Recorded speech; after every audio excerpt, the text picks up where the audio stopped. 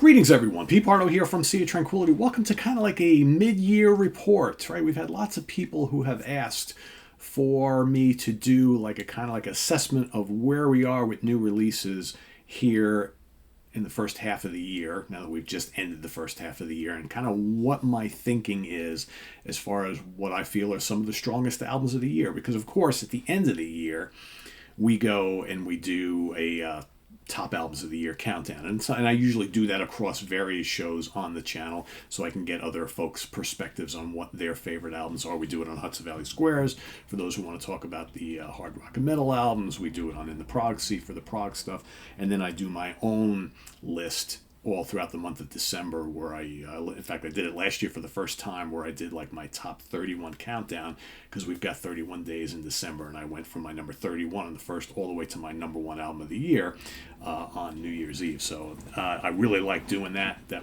I think that was a little more fun than just doing one episode where I drone on and on about my favorite 50 albums of the year or whatnot. So we're going to do that again. But here we are at the halfway part. Okay, so it's the first week in July. And as you guys know, I keep a running list all year long of stuff that I've listened to, bought, reviewed, that I feel are the upper echelon stuff. Generally speaking, what makes my list are those albums that I would rate as a 4 out of 5 and higher album. So 4, 4.5, 5-star albums, right? Occasionally I do put 3.5s on my list, because sometimes when I review albums, I give it like a 3.5. I know in my head that I think this album is going to grow on me, and over time it might actually get up a little bit higher. I think I have a couple of them on my list as well this year. So what I'm going to do right now is I'm just going to go through kind of some stuff that I feel is in the running, and up until this point at the halfway mark, these are some of my best of the year so far. Right? I'm not going to spend a lot of time talking about each one of them, because there's a bunch here, right? But just to give you an idea of some of the ones that I'm considering for album of the year, right? So how about the latest Riverside, right? The great Polish prog metal band, ID.Entity. That's a really good one. Great instrumental album called Isobar 3. It's the name of the album, 3. Uriah Heep, Chaos and Color. That is undeniably going to be a top 10 for me at the end of the year, I would think, because it's really good. I've listened to that a ton so far this year. The Winery Dogs, their third album, also called 3. Mike Keneally, The Thing the Knowledge Can't Eat, killer album. Ice Age, Waves of Loss and Power, great prog metal album, great return from them. Rain, Radio Silence, excellent album featuring Andy Edwards and John Jowett and company. Waves of Loss and Power, Radio Silence, get my titles mixed up here. From Norway, the great Enslaved and their album Heimdall. Terrific. Haken, Fauna, great UK prog metal band. Excellent album. Sienna Root, Revelations, really digging it more and more as time goes on. Great Swedish band. Another excellent late period album from Angel, Once Upon a Time. Really like that a lot. Camelot, great power metal band, The Awakening. Really good album from Night Demon, right? U.S. traditional metal band, Outsider. I like that one quite a bit.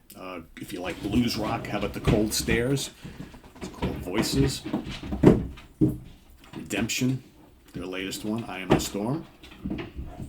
Scorched by Overkill, New Jersey thrash legends. You got also Jethro Tull's Rock Float. I like that one quite a bit, actually. The Golden Grass, New York's very own The Golden Grass, Life is Much Stranger, good psychedelic stoner rock. Crown Lands, Fearless, that's another one that I think I gave it a 3.5, but I'm liking it more as time goes on. Great young band, doing a kind of an homage to Rush. Really dig that one a lot. An album that I think I have been really digging more and more as time goes on, and that's Metallica's 72 Seasons. I've been listening to it quite a bit. I'm enjoying it. Granted, I still have a lot of the same issues I did when I reviewed it when I first got it, but I mean, what I like on it, I really like a lot. It's good stuff. What else we got here? Nea Obliviscaris, Exul. Great symphonic, extreme, progressive extreme metal album. Really dig that quite a bit. What else we got here? Tidal Wave, The Lord Knows. Good stoner doom stuff. Duskwood, The Last Voyage, another good stoner doom album. Arjen Lucason's Supersonic Revolution, Golden Age of Music, terrific album. Great throwback 70s, early 80s, just hard rock stuff, really good. Lots of keyboards, lots of crunchy guitars, lots of fun. How about the latest Tigers of Pantang, Bloodline? Terrific album. Tigers keep cranking out really, really strong ones. Love that one quite a bit. Winger, 7. Great return to form from Winger. Well, actually, all their albums are really good, so there's no return to form. They've just been very, very solid throughout their career. Hawkwind, The Future Never Waits. Like that quite a bit. How about the latest Metal Church, Congregation of Annihilation? Congregation of Annihilation! I just saw them live last weekend, and they were absolutely terrific. I really dig the new album. Great, great stuff. I really like Elegant Weapons, Horns for a Halo. Really cool supergroup featuring Richie Faulkner from Judas Priest and Ronnie Romero on vocals. I really dig that one quite a bit. Really good stuff. Smoky Mirror, self-titled. Great U.S. stoner psychedelic band from Texas on Rise Above Records. Dig that. The New Blood Ceremony, The Old Ways Remain. It may not be, one of my favorites from the band, but I really like it a lot. Very kind of psychedelic, kind of doomy occult rock. Really dig that quite a bit. Canaan, Downpour. Speaking of stoner, psych, excellent, excellent stuff there. What else we got? Immortal, War Against All. I love Immortal. They're my favorite black metal band. I think it's a terrific album. What else? Rival Sons, Dark Fighter. Yeah. Can't go wrong with Rival Sons. Don't think it beats their previous album, Feral Roots, but it's still damn good. I really like the new Mystery album, Redemption. That's quite good. Steve Lukather's Bridges, great solo album from him. Really appreciate that too. I like Ray Alder's new solo album called 2. That's quite good. Orkrust, The Approbation, very good. The new Church of Misery, which I just reviewed, Born Under a Mad Sign, absolutely terrific, love that. The new Tanith Voyage, terrific, love that. The new Witch Skull, The Serpentide, killer, more Rise Above Records, killer, doom, love that. That's what I got so far. So not a ton of stuff, right? I mean, a good amount. Not a ton. I would also say that the new, again, I don't know, it probably won't rank all that high, but I really like it. I think it's lots of fun. The Guess Who, Plan d'Amour is also lots of fun. Whether you consider it a Guess Who album or not, that's up to you. And Peace Like a River by Government Mule. Again, I gave that a 3.5, but I think that might climb up a little bit too. So that I want to include that here, at least in the discussion. So these are some things that, come the end of the year, probably will be, some of these will be in my top 31. Maybe not. Maybe there's others to come, right? We've got other stuff. I got other stuff here that I haven't even reviewed yet, that I'm still, like we got the new Eloy here, got the new Solstice, got the new Pat Metheny Dreambox, got the new Agusa here. I mean, the new Dozier's here, Big Train, Pascanel, the new Mesa. I got a whole stack of new stuff, right, that I haven't even gotten to. So, and there's much, much more coming. Right, there's some cool stuff coming out in September. Come September, man, the new releases just pick up hard and heavy. So, and I didn't mention live albums and things like that. I usually do that for as a separate category. So, So, I mean, that's some of the stuff that right now is kind of percolating with me as some of my favorites of the year. But, obviously at the end of the year, got to trim that down quite a bit, right? Most of these will be on my overall list of the year. But as far as like the ones that make the top cut, the top 31, that remains to be seen. There's plenty more releases, plenty more months to come.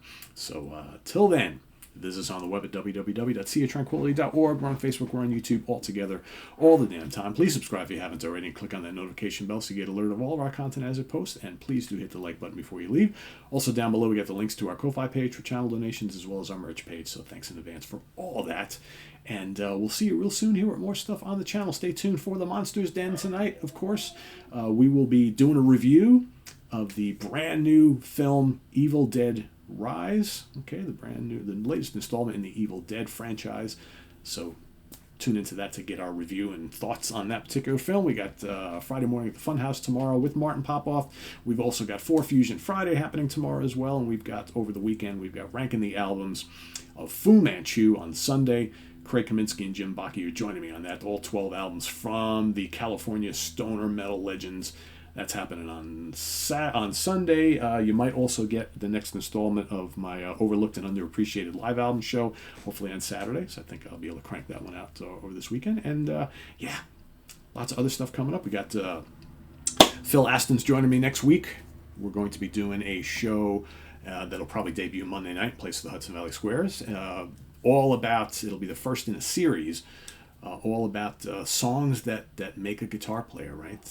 So those, each episode is going to be based on 10 guitar players, and each one of us are going to pick a song that basically is Phil has a perfect name of the show, and I'm drawing a blank on exactly what we call it, but a song that represents what those guitar players are all about. So each episode, we'll each go back and forth. 1 week or one episode, Phil will pick the 10 guitar players, and we'll each have to go and find a song each that we feel represents what that guitar player is all about. Then the next episode, I will pick 10 guitar players, and we'll go back and forth. So it'll be like a monthly show going forward, which I think will be really fun.